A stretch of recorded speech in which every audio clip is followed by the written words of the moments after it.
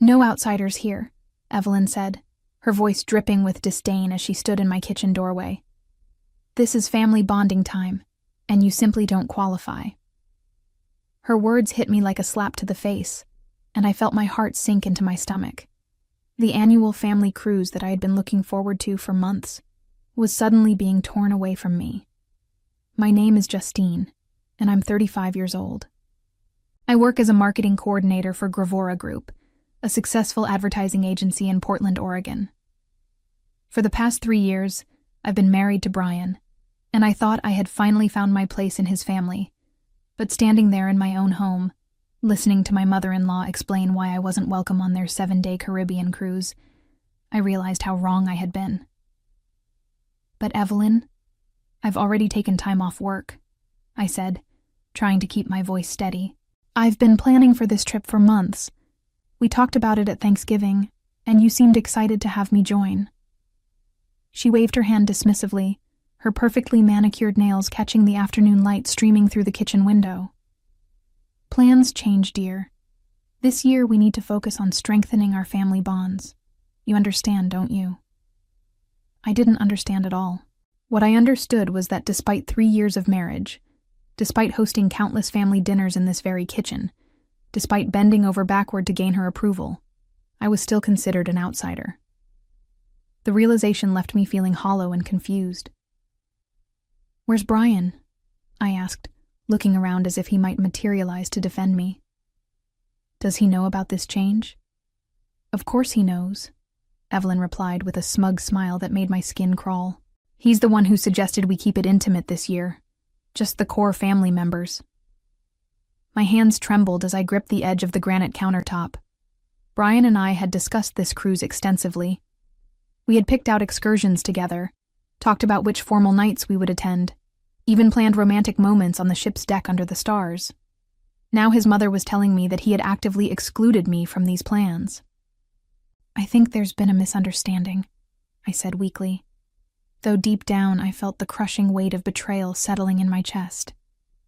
Evelyn stepped closer, her blue eyes cold and calculating. "There's no misunderstanding, Justine. Some things are more important than hurt feelings. Family legacy, family traditions, family loyalty. These concepts might be difficult for someone like you to grasp." The "someone like you" comment stung worse than everything else combined. It carried years of subtle jabs about my middle-class background, my state school education, and my career in what she called creative fluff. But something about this moment felt different, more final somehow. I sensed there was something darker lurking beneath her usual cruelty. The relationship between Evelyn and me had been strained from the very beginning. When Brian first introduced me to his family at their sprawling estate in the hills outside Portland, I knew I was walking into a world where I didn't belong. The Walsh family had old money, the kind that came with expectations and traditions that stretched back generations. Brian's father, Harrison, had built a successful shipping empire, and the family lived a life of luxury that I could barely comprehend. Their home was filled with antique furniture, original paintings, and crystal that cost more than my annual salary. Evelyn had never worked a day in her life, spending her time organizing charity luncheons and country club events with other wealthy wives. From our first meeting, Evelyn made it clear that she found me lacking. She would ask pointed questions about my family background, my education, and my career prospects. When I told her I had worked my way through college and was proud of my achievements at Gravora Group, she smiled politely, but I could see the judgment in her eyes. "How quaint," she had said. "Brian has always been drawn to charity cases." Despite her obvious disapproval, I had tried everything to win her over. I hosted elegant dinner parties, bought thoughtful gifts for every occasion, and even took cooking classes to prepare Brian's favorite meals. I studied wine pairings and learned about art history so I could contribute to her conversations. Nothing I did seemed to matter. Brian, for his part, seemed oblivious to his mother's treatment of me. When I brought up her cutting remarks or deliberate exclusions, he would brush off my concerns with phrases like, "That's just how she is," or "She'll come around eventually." He loved his mother deeply and couldn't see past her charm to the calculating woman underneath. The family cruise had become an annual tradition 5 years ago, shortly after Harrison's retirement. Every summer, the extended Walsh family would charter a luxury cruise ship for a week of bonding and relaxation. There would be elaborate dinners, deck parties, and excursions to exotic locations. Last year, as a newlywed, I had been included and had genuinely enjoyed myself despite Evelyn's constant passive-aggressive comments. This year was supposed to be different. Evelyn had seemed warmer toward me during the holiday season, and I had dared to hope that I was finally being accepted into the family fold. We had spent hours planning activities and discussing which formal gowns we would wear to the captain's dinner. I had even bought a new wardrobe specifically for the trip, spending money I couldn't really afford to ensure I looked appropriate for the Walsh family image. Now, standing in my kitchen listening to her explain why I wasn't welcome, I felt like a fool for believing things had changed. But there was something in her demeanor that suggested this wasn't just about family bonding. Her eyes held a secretive gleam that made me deeply uneasy. "When does the ship depart?" I asked quietly. "Next Saturday," she replied, "from the port of Seattle. But don't worry about the details, dear. You won't be needing them." After Evelyn left, I sat alone in my kitchen feeling like my world had been turned upside down. The silence in the house was deafening, broken only by the steady tick of the antique clock that Brian's grandmother had given us as a wedding gift. Even that seemed to mock me now, a reminder of a family history I would apparently never truly be part of. I tried calling Brian's office, but his assistant informed me he was in meetings all afternoon and couldn't be disturbed. This struck me as odd since he usually made time for my calls, especially when something important was happening. The more I thought about it, the more suspicious I became about the timing of Evelyn's announcement. Unable to focus on anything else, I found myself pacing through our beautifully decorated home, a house that Brian had insisted we purchase in an upscale neighborhood to maintain the family's image. Every room was filled with expensive furniture and artwork that we had received as wedding gifts from his family. Now those items felt like chains, reminders of obligations and expectations that I could never fulfill. The worst part was the humiliation. I had already told my colleagues at Gravora Group about the cruise, sharing my excitement about visiting the Caribbean islands and experiencing the luxury of a private family charter. My supervisor, Mr. Davidson, had been particularly supportive when I requested the vacation time, understanding how important family relationships were to overall happiness and job performance. How could I explain to everyone that I had been disinvited from my own family's vacation? The thought of facing those conversations made my stomach churn with embarrassment. As evening approached, I heard Brian's car pull into the driveway. My heart raced as I prepared to confront him about what his mother had told me. Surely there had been some misunderstanding. Surely the man I loved and trusted wouldn't exclude me from something so important without at least discussing it with me first. Brian walked through the front door, looking exhausted, his usually perfect hair slightly disheveled and his tie loosened around his neck. When he saw me waiting in the foyer, his expression shifted to something I couldn't quite read. Was it guilt? Annoyance? Or something else entirely? "We need to talk," I said before he could speak. "Justine, I know what you're going to say," he replied, setting down his briefcase with more force than necessary. "Mother told me she spoke with you today." "Then you know how upset I am," I said, searching his face for any sign of remorse. "Brian, we planned this trip together. I've been looking forward to it for months. How could you exclude me without even discussing it with me?" His silence stretched between us like a chasm, and I felt something cold and hard settle in my chest. In that moment of hesitation, I realized that my worst fears were probably true. This wasn't a misunderstanding at all. Brian ran his hand through his hair and avoided meeting my eyes. A gesture I had learned over 3 years of marriage meant he was about to say something I wouldn't want to hear. "Look, Justine, this is complicated. There are family dynamics at play that you don't fully understand." "Then explain them to me," I said, feeling my voice rise despite my efforts to stay calm. "I'm your wife, Brian. I deserve to understand why I'm being excluded from family events. He loosened his tie completely and walked past me toward the living room, where he poured himself a generous glass of whiskey from the crystal decanter his father had given him for his 30th birthday. The amber liquid caught the light from the chandelier above, and I noticed his hands were shaking slightly as he lifted the glass to his lips. "It's not permanent," he said finally. "Mother just thinks it would be better this year if we focused on some family business matters. Boring stuff, really. You'd probably be miserable listening to us discuss shipping contracts and investment portfolios all week." I stared at him in disbelief. "Are you seriously trying to convince me that you're doing me a favor by excluding me? Brian, we're married. Your family business is my family business too." "That's not exactly how it works in families like mine," he replied, and there was something in his tone that made my blood run cold. "There are traditions, protocols, ways of doing things that have been established for generations." I felt like I was seeing my husband clearly for the first time. The man I had fallen in love with during our college years had seemed different then, more independent and less concerned with his family's approval. But the longer we had been married, the more he had reverted to the privileged son who believed his mother's word was law. "So what am I supposed to do while you're all bonding and discussing business?" I asked. "Sit home alone for a week like some abandoned pet?" "You could visit your mother," he suggested weakly. "Didn't you say she's been wanting you to come to Phoenix for a longer visit?" The fact that he was already making alternative plans for me confirmed my suspicion that this decision had been made long before today. This wasn't a spur-of-the-moment change of plans. This was a carefully orchestrated exclusion that had been discussed and decided without any input from me. "How long have you known about this?" I demanded. Brian's silence was answer enough. I watched him drain his whiskey glass and pour another, his movements jerky and defensive.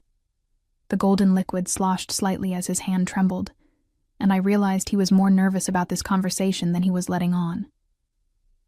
"Brian, answer me. How long have you known that I wasn't going on this cruise?" "A few weeks," he admitted finally. "But I wanted to find the right way to tell you. I knew you'd be upset." "A few weeks?" I repeated, my voice rising to a pitch that surprised even me. "You've known for weeks that your family was planning to exclude me, and you said nothing? We've been talking about this trip every day. I bought new clothes. I rearranged my entire work schedule. I turned down other vacation opportunities because I thought we were going on this cruise together." "I know, and I'm sorry," he said. But his apology felt hollow and rehearsed. "Look, next year will be different. Once some of these family issues are resolved, you'll be included in everything again." The promise of future inclusion felt like a consolation prize, and I wasn't interested in accepting it. Something about this entire situation felt wrong, and my instincts were screaming that there was more to this story than family business discussions. "What family issues?" I pressed. "What could possibly be so sensitive that your wife of 3 years can't be present?" Brian's face flushed red, and he set down his glass with enough force that I worried it might shatter. "Justine, please just trust me on this. Some things are better left alone." That night, I lay awake staring at the ceiling while Brian slept peacefully beside me, apparently unburdened by the conversation that had left me feeling completely betrayed. The more I thought about the situation, the more suspicious I became. In 3 years of marriage, I had never been excluded from a single family event, even the most mundane business dinners and charity functions. The next morning, Brian left for work early without saying goodbye, leaving only a hastily written note saying he would be working late and not to wait up for dinner. His avoidance felt like another betrayal, confirming that he knew his behavior was indefensible. I called in sick to work, something I rarely did, but I couldn't imagine trying to focus on marketing campaigns when my personal life was falling apart. Instead, I spent the morning trying to piece together what might be happening. I reviewed our recent conversations, looking for clues about what kind of family business could be so secretive. Around noon, desperation drove me to do something I had never done before. I called the cruise line directly. If I was going to be excluded from this trip, I at least wanted to understand the logistics. Maybe knowing more details would help me figure out what was really happening. Good afternoon. This is Mediterranean Luxury Cruises. This is Jennifer speaking. How may I help you today? The voice on the other end was cheerful and professional. Hi, I'm calling about a family booking for a cruise departing from Seattle next Saturday. The reservation should be under Walsh. Of course. Let me look that up for you. Can you provide me with a first name for the primary reservation holder? Harrison Walsh, I said, naming Brian's father, who typically handled all the family's travel arrangements. Perfect. I have that reservation right here. It's for the 7-day Caribbean charter on the Sapphire Princess. Is there something specific I can help you with regarding this booking? My heart was pounding, but I tried to keep my voice casual. I just wanted to confirm the passenger list. There have been some last-minute changes, and I want to make sure everything is accurate. Certainly. I show Harrison Walsh, Evelyn Walsh, Brian Walsh, and... There was a pause, and I heard the sound of typing. Ashley Walsh, 4 passengers total in the presidential suite. The name hit me like a physical blow. Ashley Walsh, Brian's ex-girlfriend from college, the woman he had dated for 2 years before we met. The woman his mother had always believed was a better match for him because she came from an equally prestigious family background. I'm sorry, I managed to say, my voice barely above a whisper. Did you say Ashley Walsh? Yes, that's correct. Is there an issue with the registration? My mind was reeling. Ashley wasn't even married to anyone in the Walsh family. How could she possibly be registered as family when I, Brian's actual wife, had been excluded for not being family enough? No issue, I said quickly. Thank you for your help. I hung up the phone and sat in stunned silence in my kitchen, the same room where Evelyn had delivered her cruel message about outsiders not being welcome. Now I understood why she had seemed so secretive, and why Brian had been so defensive. This wasn't about family bonding or business discussions. This was about something much more personal and devastating. Ashley Walsh. The name echoed in my mind as pieces of a horrifying puzzle began falling into place. Brian had been acting strangely for months, working late more often, taking phone calls in private, being less affectionate and attentive at home. I had attributed it to work stress, but now I was beginning to suspect something much worse. I spent the rest of the afternoon in a state of shock, trying to process what I had learned. Ashley Walsh was going on my family's cruise, registered under the Walsh name as if she belonged there more than I did. The implications were staggering and heartbreaking. Ashley had been Brian's college girlfriend, the daughter of a prominent banking family who had fit seamlessly into the Walsh social circle. She was everything Evelyn had wanted in a daughter-in-law: well-bred, wealthy, and appropriately connected. When Brian had chosen me over her, I thought it was because he loved me for who I was rather than what I represented. Now I was beginning to wonder if that choice had ever been real, or if it had simply been a temporary rebellion against his family's expectations. I tried calling Brian's office again, but his assistant informed me that he was in client meetings all day and couldn't be reached. The convenient unavailability felt deliberate now, like he was hiding from the consequences of his deception. Unable to sit still, I drove to my best friend Caroline's house across town. Caroline and I had been friends since college, and she was one of the few people who knew both Brian and Ashley from our university days. If anyone could help me make sense of this situation, it would be her. "Justine, what's wrong?" Caroline asked the moment she opened her front door. "You look like you've seen a ghost." I collapsed onto her couch and told her everything: Evelyn's announcement, Brian's defensive behavior, and the devastating phone call to the cruise line. Caroline listened without interruption, her expression growing more concerned with each detail. "Oh, honey," she said when I finished. "I was hoping I wouldn't have to be the one to tell you this." My blood turned to ice. "Tell me what?" Caroline hesitated, clearly struggling with how much to reveal. "I've seen Brian and Ashley together. At lunch last month, and again at that new wine bar downtown. They were sitting very close, holding hands across the table." The confirmation of my worst fears felt like a knife twisting in my chest. "Why didn't you tell me?"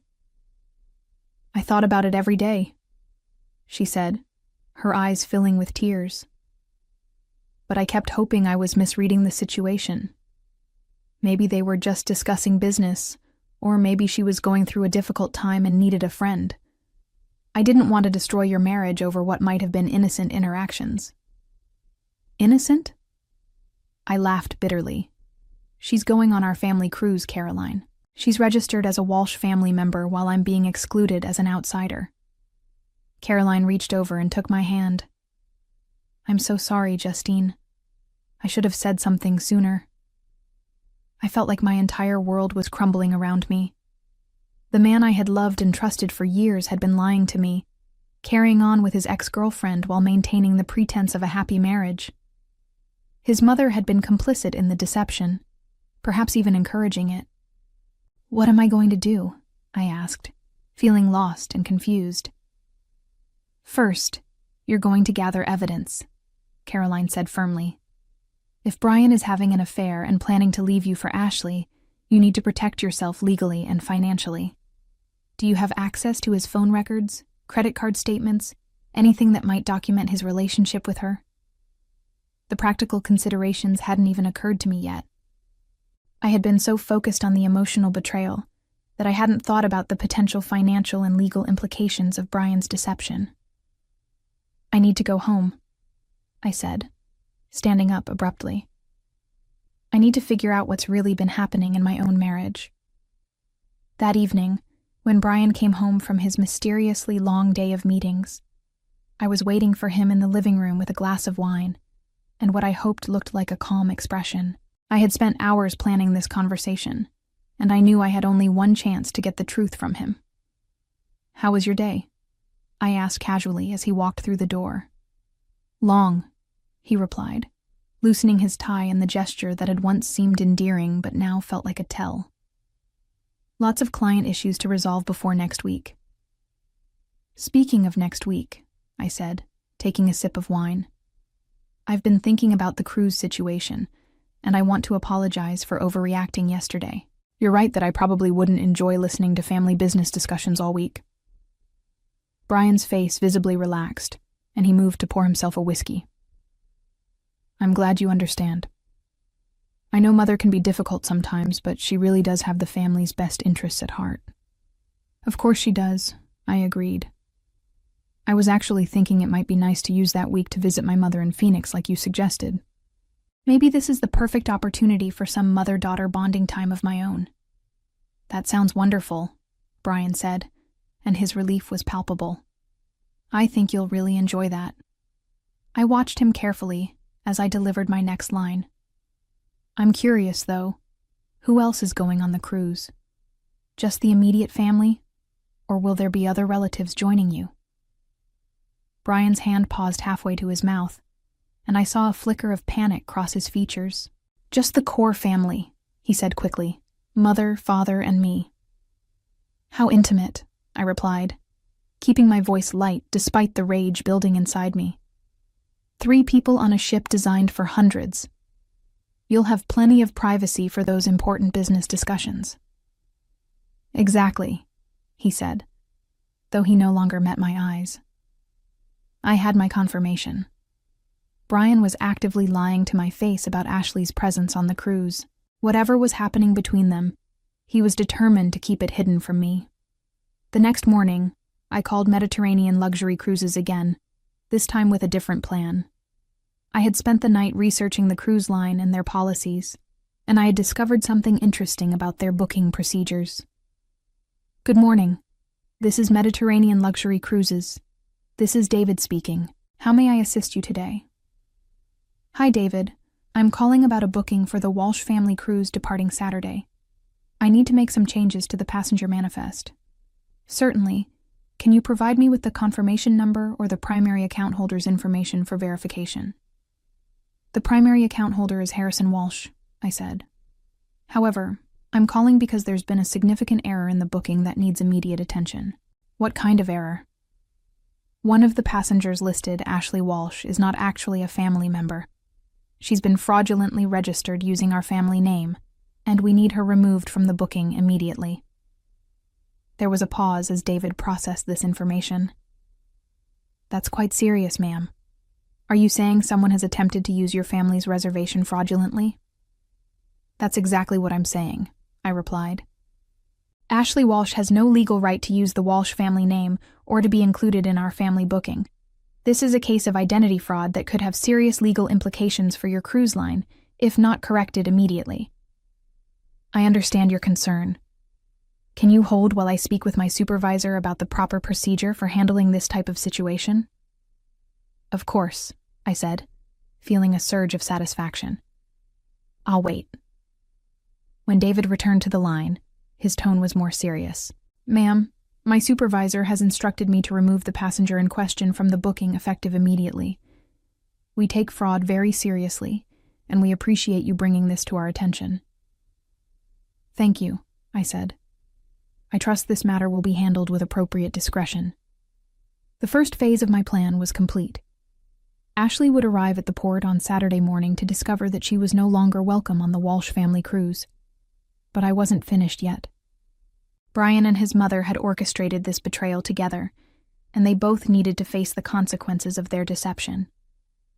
That afternoon, I made another phone call, this time to Harrison Walsh's office. Brian's father had always been kind to me, and I suspected he might not be fully aware of what his wife and son were planning. "Mr. Walsh," I said when his assistant connected the call. "This is Justine. I hope I'm not disturbing you, but I wanted to discuss something important about the family cruise next week." "Of course, Justine. What can I help you with?" "I recently discovered that Ashley Walsh has been registered for the cruise. I wanted to make sure you were aware that Brian and I are going through some marital difficulties, and it might be inappropriate for his ex-girlfriend to be included in what I understood was meant to be a family bonding experience." The silence on the other end of the line told me everything I needed to know. Harrison had no idea that Ashley was supposed to be joining them on the cruise. "I think there may have been some confusion," he said finally. "Let me look into this matter and get back to you." "Thank you," I replied. "I appreciate your understanding during this difficult time." I hung up the phone knowing that the Walsh family was about to have some very uncomfortable conversations. Harrison would confront Evelyn and Brian about Ashley's inclusion, forcing them to explain their deception. The carefully planned romantic getaway was turning into a family crisis. But I still had one more move to make, the most important one of all. I picked up my phone and dialed the number for Braxford Legal Associates, the premier divorce law firm in Portland.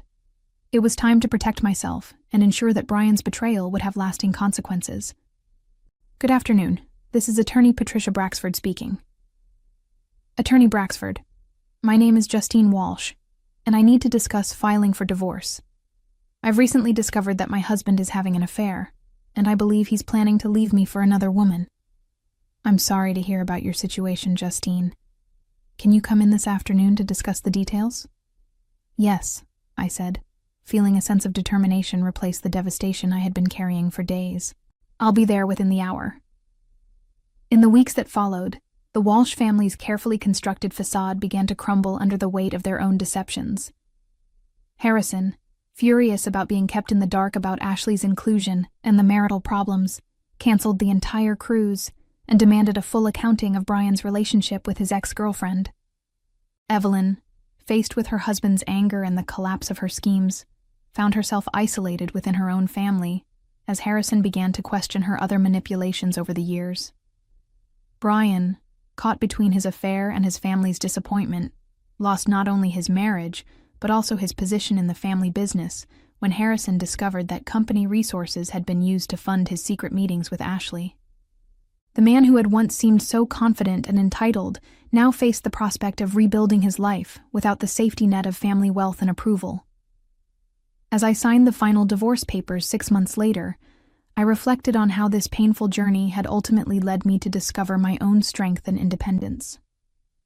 I had learned that some betrayals, while devastating in the moment, can become the catalyst for a better life built on truth and self-respect.